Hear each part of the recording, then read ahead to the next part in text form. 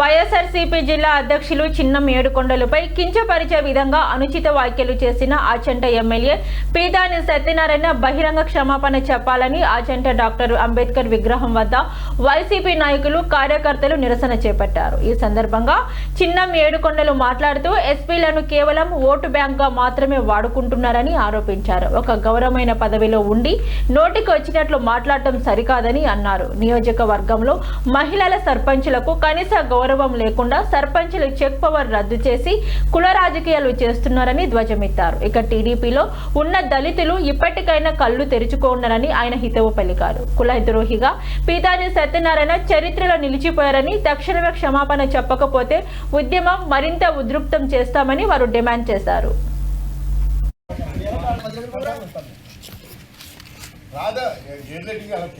అధికారంలోకి వచ్చిన మొదటి రోజు నుంచి కూడా నేను సర్పంచులు కానీ ఎంపీటీసీలు కానీ దళితులు కానీ అందరినీ కూడా హక్కును చేర్చుకుంటున్నాను। గడిచిన రోజుల్లో మీ ఎమ్మెల్యే గారు మీ మంత్రి గారు రంగనాథరావు గారు మీరు పక్కన కూర్చోబెట్టుకున్నారని మీరు ఒక కొత్త ప్రశ్నలు లేవనెత్తి ఒక విష సంస్కృతిని బీజం నాటారు। మీకు ఈరోజు చెప్తా ఉన్నాం, రంగనాథరాజు గారు ఏ రోజు కూడా ప్రతి ఒక్కరిని సర్పంచ్ని కాదు వార్డు మెంబర్ని కాదు కులాలకు అతీతంగా మతాలకు అతీతంగా అందరినీ కూడా హక్కును చేసుకున్న వ్యక్తి రంగనాథరాజు గారు। ఆ యొక్క సంస్కృతి మీకు ఏనాడు రాదు। మీరు మహిళల పట్ల అనుచితంగా మాట్లాడతారు, మీరు వస్తే ఏమే అంటారు, అదేవిధంగా ఎస్సీలని దుర్భాషలాడతారు, బీసీలను దుర్భాషలాడతారు, మీకు ఓట్లేసిన ఓసీలను దుర్భాషలాడతారు। మీరు ఎందుకు ఫ్రస్ట్రేషన్లో ఉన్నారో మీకు తెలుసు। మీ మంత్రి పదవి కోసమో లేకపోతే మీ రాబోయే కోసమో మీరు మాట్లాడుతున్న మాటలు ఏవైతే ఉన్నాయో అవి దయచేసి మీరు మానుకోవాల్సిందిగా కోరుతా ఉన్నాం। ఏ రోజైనా మళ్ళా ఇలాంటి మాటలు దళితుల పట్ల కానీ ఎవరి పట్లైనా సరే ఇలా ఏదైనా మీరు నోరు జారినట్లయితే తప్పనిసరిగా వైఎస్ఆర్ కాంగ్రెస్ పార్టీ తరఫున మేము ప్రొటెక్ట్ చేస్తాం।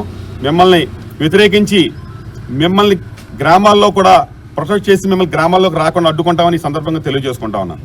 Thank you. అందరికీ నమస్కారం। నా పేరు పాడుకోరండి। నేను ఆసన గ్రామ సర్పంచ్। నేను గ్రామ సర్పంచ్ అయినాక ఎన్నో అభివృద్ధి కార్యక్రమాలు చేశాను వైఎస్ఆర్సీపీ ప్రభుత్వం ఉన్నప్పుడు।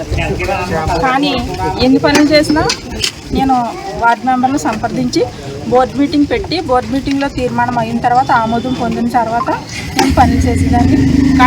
కానీ కూటమి ప్రభుత్వం వచ్చిన వెంటనే వాళ్ళ ఎంపీటీసీలతో సహా నెంబర్లతో సహా దండెత్తుకుని వచ్చేసి వెంటనే ఒక మీటింగ్ వేయడం జరిగింది।